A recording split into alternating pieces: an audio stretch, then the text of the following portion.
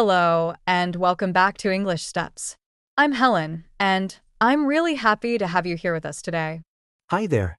I'm Sam, and today's episode is super important for every English learner out there. We're talking about how you can go from A2 to C1 in English. That's right. Moving from A2 to C1 sounds like a big goal, and it is. But it's possible.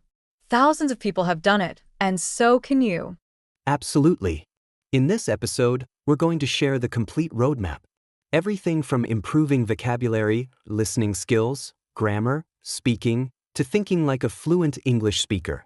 And don't worry if you feel like your English is still basic. We'll start simple and go step by step. Are you ready? Let's get started. So, Sam, let's talk about what it means to be at A2 level. Sure, if you're at A2, you can understand and use simple phrases and expressions. You can talk about familiar topics like your job, hobbies, daily routines.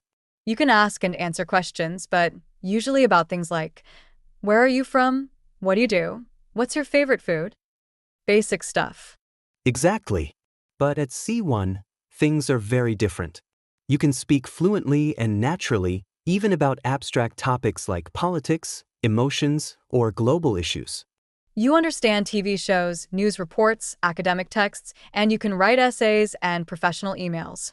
So, how do you get from one level to the other? That's what we'll break down next. And trust me, once you understand the steps, it'll feel more like a journey and less like a huge mountain. The first thing to focus on is building a strong base. Think of your English as a house. If the foundation is weak, the house will fall down. Good point. So, what are the foundations? Vocabulary, grammar, pronunciation, and basic listening and reading skills. Let's start with vocabulary. At A2, you probably know around 1,000 to 1,500 words. But to reach C1, you'll need about 600 to 800 words. Wow, that's a big jump.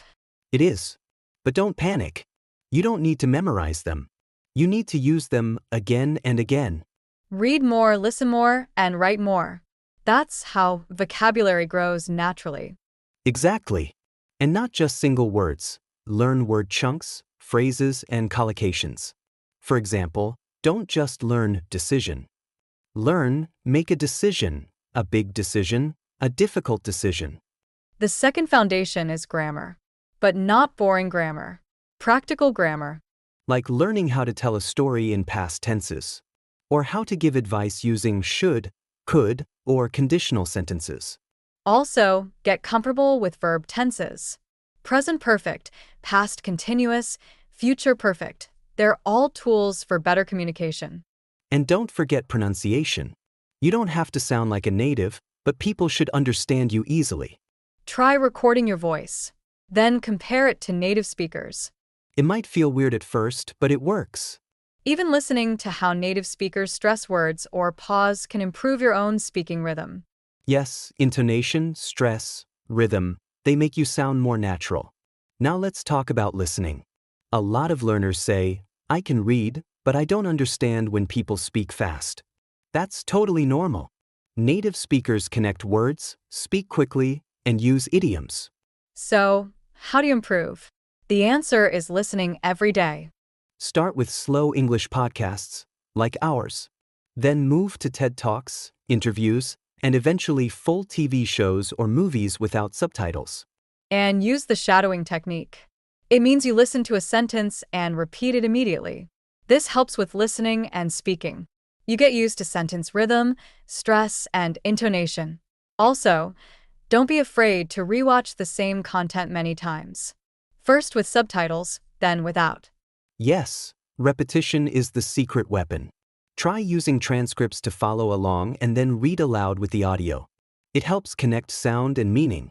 And don't forget to listen to a variety of accents: British, American, Australian. It prepares your ears for the real world. Okay, now the big one, speaking. For many learners, this is the scariest part. Because speaking means putting everything together: words, grammar, pronunciation, and doing it fast. But here's the good news. You don't need a native speaker to practice. You can talk to yourself. For example, describe what you're doing. I'm making tea. I'm pouring water. Now I'm waiting. Another great idea. Record yourself. Choose a topic, speak for 1 minute, then listen and correct yourself. Also, join speaking clubs, online meetups, or even conversation classes. Don't aim for perfect. Aim for clear and natural. Exactly. Fluency comes from practice, not perfection. And remember, even native speakers make mistakes. The goal is communication, not perfection. Try repeating conversations you hear in movies. Pause the movie, say the line, copy the emotion. Yeah, pretend you're an actor. Practice with emotion and expression. Writing is often ignored, but it's a powerful tool to reach C1. Why? Because writing helps you organize your thoughts, practice grammar, and use new words. Start simple. Write a short paragraph every day. Describe your day, write your opinion, or retell a story you heard. Then move to longer texts, emails, blog posts, short stories. And don't forget feedback. Use Grammarly, ChatGPT, or ask a teacher to correct your writing. Set writing challenges. Like, write a 100-word story using 5 phrasal verbs. That's how you build accuracy and creativity. Keep a journal. Over time, you'll see your progress and feel proud. And revisit old writings. Edit them using your new skills. That's real growth. Reading is one of the easiest ways to improve your English fast. It gives you vocabulary, grammar, ideas, and even better writing. Start with what you love. If you like romance, read romantic short stories. If you love history, find simple articles about it. Use graded readers. They're books written at your level. Then move to real-world texts, news websites, blogs, Wikipedia, forums. Don't look up every word. Try to understand the main idea. And when you find a useful sentence, write it down. Read it again later. Maybe even memorize it. Highlight useful phrases. Build your own phrasebook. And read aloud. It improves both pronunciation and comprehension. Now here's a secret. One thing that separates C1 learners from others is this: they think in English. Yes. Stop translating in your head. It slows you down. Start small. When you wake up, think, I need to get up. I'm hungry. What's for breakfast? Or when you walk outside, it's cold today. The sky is gray. I forgot my umbrella. Thinking in English helps your brain get used to the language. It's like exercise for your mind. You can even set reminders on your phone in English. Or change your digital assistant to English. Little steps like that create a big difference over time. At C1 level, you're not just learning English. You're learning how to learn. That means finding your style. Are you a visual learner? Then use charts and flashcards. Are you an auditory learner? Then listen more.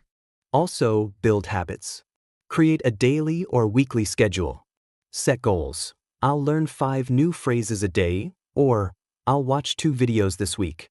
Use the 80-20 rule. Focus on the 20% of English that's used 80% of the time. That's things like common phrasal verbs, connectors, modal verbs, and transition words. Use review cycles. Come back to material after a few days, then a week, then a month. Spaced repetition helps you remember long-term.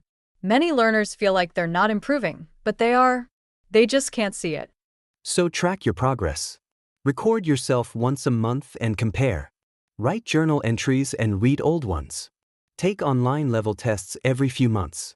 Celebrate small wins, like understanding a movie without subtitles or ordering food in English. Yes, motivation grows when you see growth. And keep a success jar. Write down little wins and read them when you feel down. To truly reach C1, you need to make English part of your everyday life. Change your phone language. Follow English accounts on Instagram. Watch YouTube in English. Read the news in English. Make English your second home, not a foreign subject. Talk to people, leave comments, write reviews, think in English. Soon, you won't even realize you're learning, you're just living in English. Wow. That was a full roadmap from A2 to C1. And remember, it's a journey. It doesn't happen in one day. But with daily steps, you'll get there. Don't give up. You're stronger than you think. Thanks for listening. If you enjoyed this episode, please share it and leave us a review. And tell us, where are you now in your English journey? The 2? B1? Let us know. If you enjoyed the video and want to see more content, don't forget to subscribe to our channel. You can also turn on notifications to stay updated with our latest videos.